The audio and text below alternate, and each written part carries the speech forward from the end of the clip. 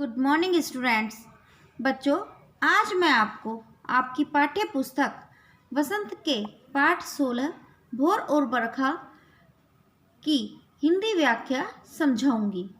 Okay, तो इस भोर और बरखा की कवयित्री हैं मीराबाई।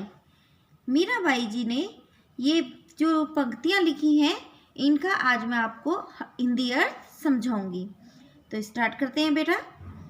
जागो बंसी वारे ललना, जागो मोरे प्यारे, रजनी बीती भोर भयो है, घर घर खुले किवारे, गोपी दही मथत सुनियत है, कंगना के झनकारे, उठो लाल जी भोर भयो है, सुरना ठाड़े द्वारे, ग्वाल बाल सब करत कुलाहल, जय जय शब्द उच्चारे, माखन रोटी हाथ में लीनी, गौवन के रखवारे, मीरा के प्रभु गिरधर नागर, शरण आया को तारे।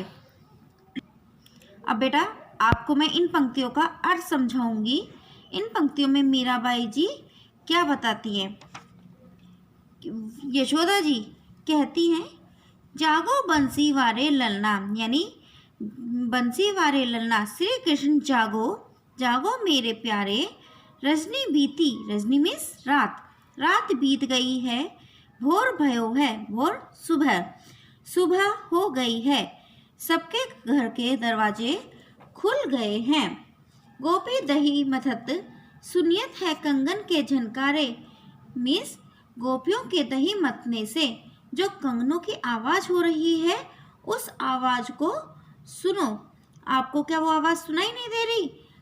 तो आप उठिए, उठो ग्वाल बाल सब करत कुलाहल, जय जय शब्द उच्चारे। अब बेटा सभी ग्वाल बाल किसको बोलते हैं?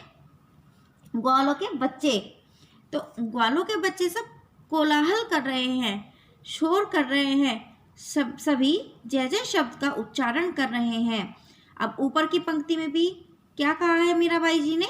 उठो लाल जी भोर भयो है, सुरना ठाड़े द्वारे, मिस उठो श्री कृष्ण, सुबह हो गई है, सुरनर देवतागण दरवाजे पर खड़े हैं, ग्वाल बाल सब करत कोलाहल, यानी ग्वाल बाल सब शोर मचा रहे हैं, खेल रहे हैं, सभी जय जय शब्द का उच्चारण कर रहे हैं, माखन रोटी हाथ में लीनी, गौवन के रखवारे, मीन्स सभी मक्खन और रोटी आपके लिए लेकर खड़े हैं, हे गायों के रखवारे आप उठिए, मीरा के प्रभु गिरधर नागर शरण आया को तारे, हे मीरा के प्रभु गिरधर नागर अपनी शरण में आए हुए लोगों का उद्धार कीजिए।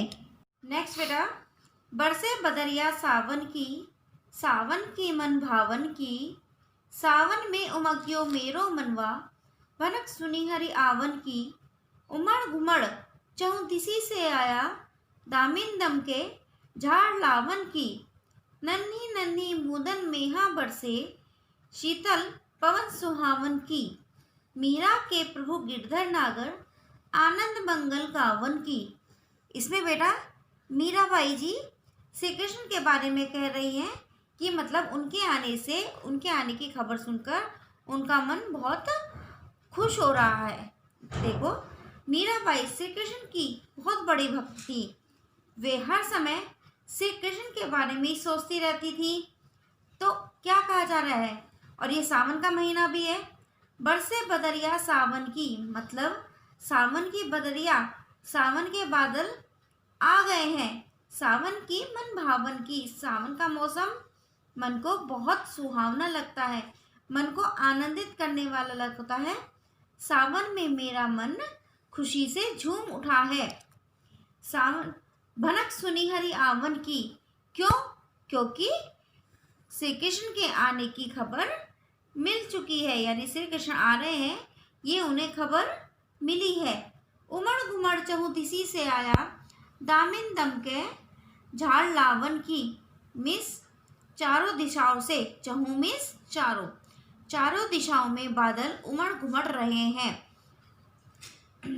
दामिन दम के, दामिन मिस बिजली, दामिन बिजली कड़क रही है और वर्षा की झड़ी लग गई है, नन्ही नन्ही बूंदन में यहाँ बरसे शीतल पवन सुहावन की वर्षा की छोटी छोटी बूंदें गिर रही हैं। हवा ठंडी हो गई है जिससे पूरा वातावरण सुहावना हो गया है। मीरा के प्रभु गिरधर नागर आनंद मंगल गावन की अंत में मीराबाई जी कहती हैं कि मेरे स्वामी मेरे प्रभु को गिरधर नागर हैं। मेरे प्रभु कौन है? गिरधर नागर हैं। उनके आने की खुशी में मेरा आनंद मंगल गाया जा रहा है, मंगल गीत गाए जा रहे हैं।